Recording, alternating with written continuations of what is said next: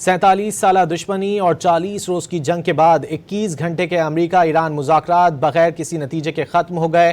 فریقین کئی نکات پر پیش رفت کے باوجود حتمی معاہدے پر نہ پہنچ سکے۔ امریکی وفد کے سربراہ جے ڈی وینس نے روانگی سے قبل مختصر گفتگو میں کہا کہ مذاکرات اچھی بات، لیکن بری بات یہ کہ معاہدہ نہ ہو سکا۔ یہ امریکہ کے لیے کم اور ایران کے لیے زیادہ برا ہوا۔ ایران کو ایٹمی صلاحیت کسی صورت حاصل نہیں کرنے دیں گے۔ امریکی نائب صدر نے امن کے لیے وزیر اعظم اور فیلڈ مارشل کی سفارتی کوششوں کو حیرت انگیز قرار دیا۔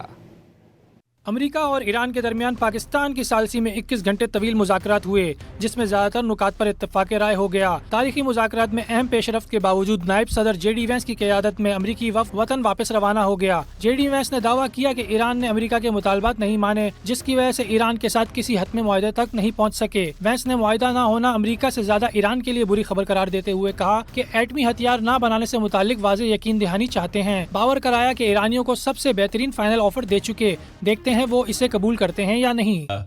We've had a number of substantive discussions with the Iranians. That's the good news. The bad news is that we have not reached an agreement.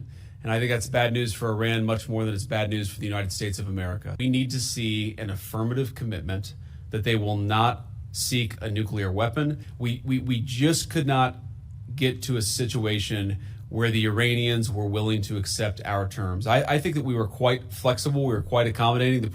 We leave here with a very simple proposal, a method of understanding that is our final and best offer. We'll see if the Iranians accept it. Briefing کے بعد امریکی مذاکراتی وفد نوت Khan air base سے واپس روانہ ہوا، جہاں نائب صدر اسحاق ڈار، فیلڈ مارشل عاصم منیر، وزیر داخلہ محسن نقوی اور پاکستان میں امریکی ناظم الامور نے وفد کو رخصت کیا۔ ادھر ایرانی وزارت خارجہ کے ترجمان نے واضح کیا کہ امریکہ کے ساتھ متعدد نکات پر اتفاق رائے ہوا، لیکن 2-3 اہم نکات پر اختلاف رائے کے سبب معاہدہ نہیں ہو سکا۔ اسماعیل بقائی نے ایرانی میڈیا سے گفتگو میں باور کرایا کہ بد اعتمادی کے ماحول میں بات چیت ہوئی، صرف ایک دور میں معاہدے تک پہنچنے کی توقع نہیں رکھنی چاہیے تھی۔ انہوں نے کہا کہ ایران، پاکستان اور خطے میں دوسرے دوست ممالک کے درمیان رابطے اور مشاورت جاری رہے گی۔ در مورد یک سری از موضوعات ما به تفاهم‌هایی رسیدیم واقعیت، اما در مورد 2-3 موضوع مهم خب دیدگاه‌ها فاصله داشت۔ اس سے پہلے حکومت پاکستان نے مذاکرات اتوار کو بھی جاری رکھنے کی تجویز دی تھی،